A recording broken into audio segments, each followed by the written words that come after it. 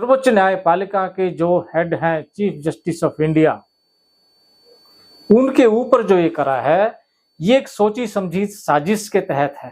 इसे न सिर्फ भारत में बल्कि पूरे संसार के अंदर इस चीज की चर्चा है और भारत की बदनामी हो रही है, भारत सरकार की बदनामी हो रही है, भारत के लोगों की बदनामी हो रही है कि भारत के लोग आज भी कितने जंगली और जाहिल हैं जो जातिवाद के अंदर फंसे हुए हैं।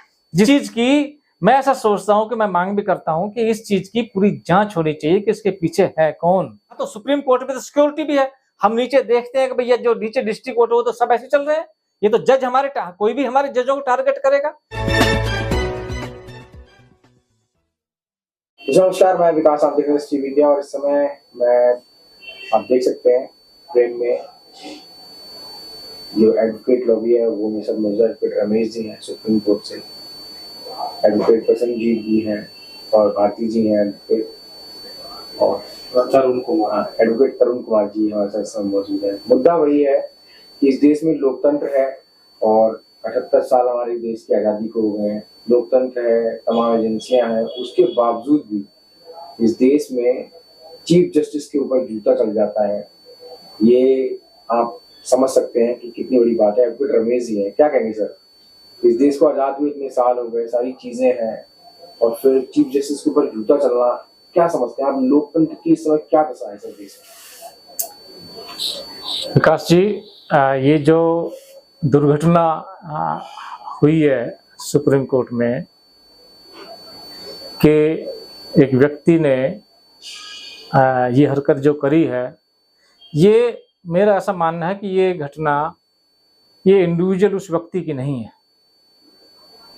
उसके पीछे कोई ना कोई शक्ति है, कोई ना कोई उसके पीछे विचारधारा है, कोई ना कोई पीछे उसके संगठन या कोई ऐसी ताकत है जिसने उसको ये सब करने के लिए तैयार किया है।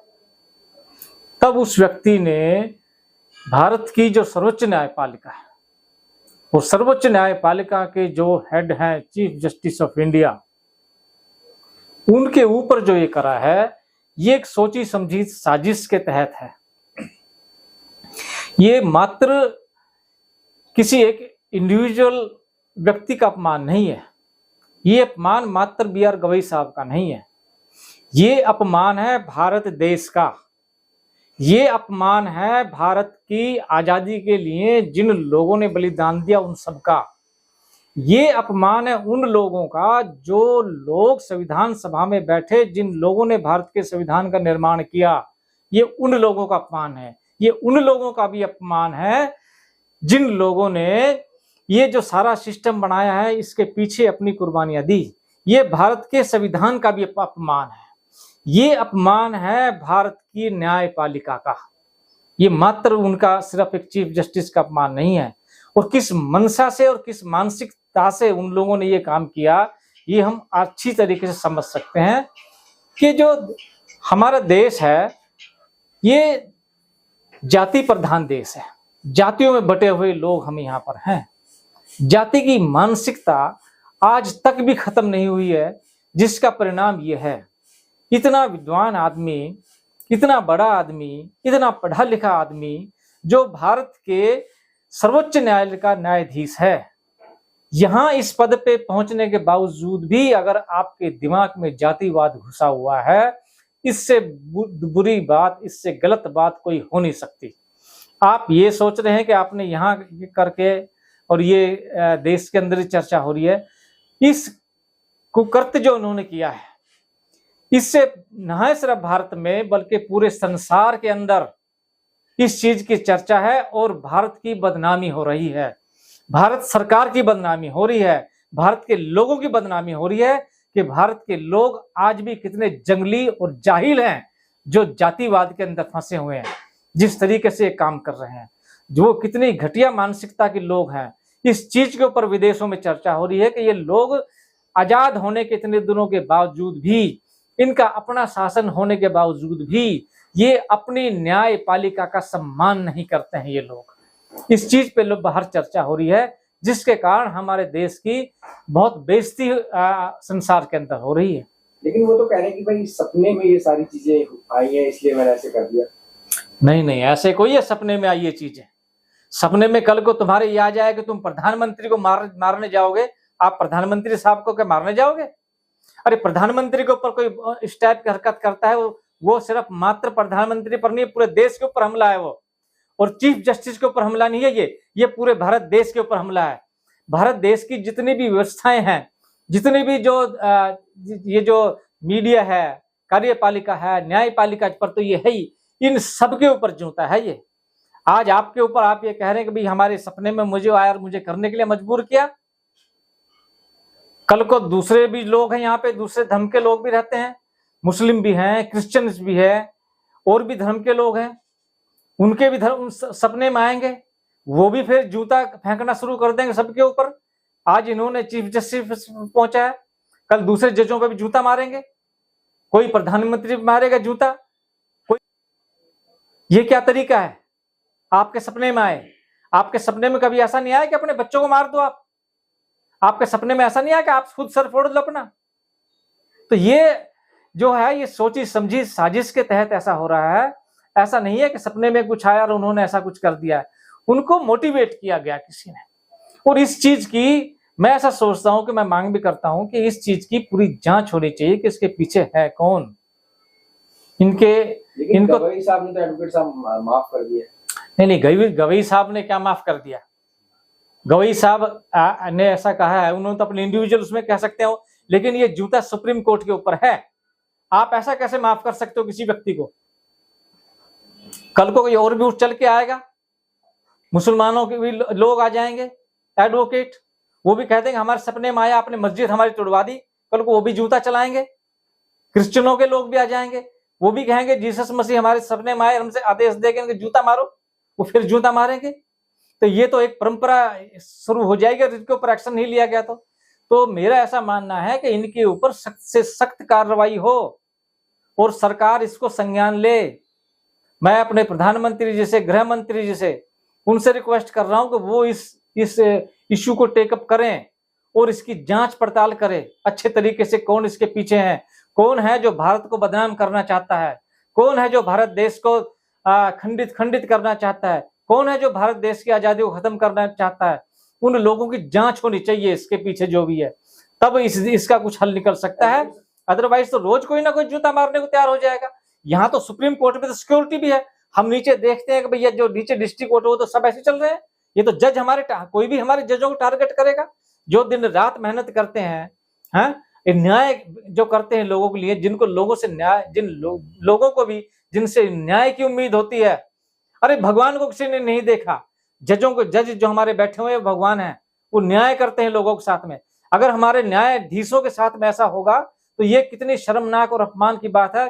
ये सिर्फ मात्र गवई साहब का अपमान नहीं है, ये पूरे भारत देश का अपमान है, भारत की न्यायपालिका का अपमान है। इसके ऊपर कार्रवाई जरूर होनी चाहिए। सवाल मेरा वही है कि क्या धाराएं लग सकती हैं जिस व्यक्ति ने कृत्य किया पूरा? देखो ये धाराएं तो बहुत सारी लग सकती है, जब इसकी इंक्वायरी हो, इन्वेस्टिगेशन हो, इसकी गहन अरेस्ट करके इससे सारी पूछताछ हो, ये देखा जाए कि इसको करवाने वाला कौन है, कौन कौन ताकतें इसके पीछे हैं, तो उनके साथ उसके अनुसार जब क्या बोलते हैं इन्वेस्टिगेशन होगी, तो इन्वेस्टिगेशन में जो निकल के आएगा उसके अनुसार जिसका जो जुर्म होगा उसके अनुसार जो है ना फिर कानून में जो प्रावधान है वो सब चीज लागू होगी उनके ऊपर, और वो होना चाहिए। अभी हरियाणा की हम एक घटना देखते हैं कि आईपीएस ऑफिसर हैं, बड़ा लंबा चौड़ा नोट लिखकर और सुसाइड कर लेते हैं। कैसे आप देख रहे हैं कि दलितों के साथ लगातार, गवई साहब भी दलित जाति से हैं वो भी, और जो ये आईपीएस हैं ये भी दलित जाति से बताए जा रहे हैं, तो क्या लग रहा है कि एक आईपीएस का सुसाइड देखो सिस्टम की क्या हकीकत को बयां करता है? देखो मेरा ऐसा भी मानना है कि भाई उस इतनी बड़ी पोस्ट पे पहुंचने के बाद में मात्र आप यही नहीं कह सकते कि भाई कि ये दलित का मसला है या किसका मसला है। सुप्रीम कोर्ट के मसले की जैसे मैं पहले बात करूं तो ये मात्र दलित का नहीं, ये चीफ जस्टिस ऑफ इंडिया का मसला है, जिसके नीचे बहुत सारे न्यायालय, न्यायपालिका जिनके निर्णयों का पालन करती, जिनके साथ रहती है, उनका मसला है। उन सब की इज्जत दांव पर है। और ये जो आप हरियाणा की बात कह रहे हो, इससे बड़ी शर्म की बात क्या हो सकती है कि जो कानून का पालन करवाने वाले जो लोग हैं, जो लोग कानून को लोगों से मनवाते हैं, इम्प्लीमेंटेशन जो लॉ का करवाते हैं, वो उनमें जो पुलिस प्रशासन है हमारा, पुलिस प्रशासन में भी जो सबसे बड़ी पोस्ट है, उस पोस्ट पर जाने के बाद भी अगर किसी आदमी को इतना प्रताड़ित होना पड़े अपने ही सहपाठियों के द्वारा, ये कितनी बुरी बात है। आज इनको टारगेट किया गया है। आप ये मत समझना कि मात्र यही टारगेट है पूरन सिंह जी, दूसरे लोग भी कल को टारगेट होंगे, तीसरा भी कोई टारगेट हो सकता है, चौथा भी टारगेट हो सकता है। तो इन चीजों को रोकोगे जब तक नहीं, ये चलती ही रहेंगी। और इसको रोकने का ये जो तरीका है, जो हमारे संविधान में हमें बताया हुआ है, जो हमारे कानून में हम लोगों को जो बताया हुआ है, उसके अनुसार करना पड़ेगा। अब जब ये हुआ है तो इसकी पूरी जांच होनी चाहिए, कौन कौन लोग इसके पीछे हैं। सुसाइड नोट में जो उन्होंने लिखा है जिनके खिलाफ, उनके खिलाफ कार्रवाई होनी चाहिए। आप ये देखते होगा कोई जनरल जो लोकल भी कोई आदमी, आम आदमी भी कोई सुसाइड करके मर जाता है तो पुलिस तुरंत एफआईआर दर्ज करती है और दर्ज करके तुरंत उन लोगों को गिरफ्तार करती है, गिरफ्तार करके फिर इन्वेस्टिगेशन शुरू करती है। हमें बड़ा दुख की बात है कि इतने दिन हो गए हैं आज, उसके बावजूद भी किसी की गिरफ्तारी नहीं हो रही है, सरकार इसमें आदेश नहीं दे रही है। पता नहीं सरकार की क्या मजबूरी हो सकती है, क्या है। मेरा वही कि सीएम सैनी है सर, उन्होंने अभी तक कोई प्रेस कॉन्फ्रेंस नहीं की है और सोशल मिनिस्टर जो किशन बेदी जी हैं वो भी इस पे चुप्पी साधे हुए हैं। तो नहीं, अगर उन्होंने ऐसा है कि उनको सामने आना चाहिए। ये सरकार के ही तो अंग है, ये सरकार की और सरकार की जनता की रक्षा की और सुरक्षा की जिनके ऊपर जिम्मेवारी है, वही लोग अगर सुरक्षित नहीं हैं तो जनता कैसे सुरक्षित होगी। आम जनता को आप कैसे सुरक्षित मान सकते हो, वही सुरक्षित नहीं है। आज इनकी हुई है, कल को दूसरे पूर्ण सिंह जी होंगे, कल पर तीसरे पूर्ण सिंह जी होंगे, और ऐसे तो कल के जितने भी जो हमारे कोई भी टारगेट हो सकता है किसी भी तरीके से।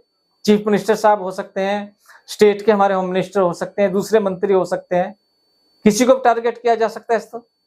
तो इनके लिए कठोर से कठोर कार्रवाई जो हो, हम उसकी मांग करते वो होनी चाहिए। अभी तक सर अपने देश में सुना था कि मुसलमानों के साथ लिंचिंग होती है और एक पागल भीड़ आती है और चाहे वो कोई भी हो उनको मतलब पीट पीट कर मार देती है।